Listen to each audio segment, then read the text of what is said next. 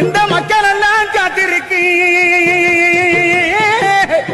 எங்க மாறுநாட்டு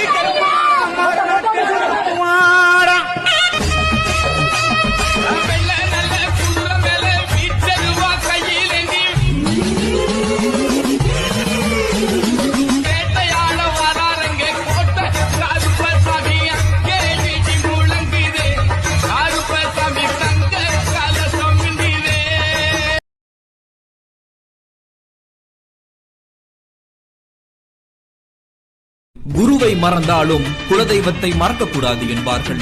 சுக்குக்கு மிஞ்சிய மருந்தும் இல்லை, குலதெய்வத்திற்கு மிஞ்சிய தெய்வமும் இல்லை என்பார்கள்.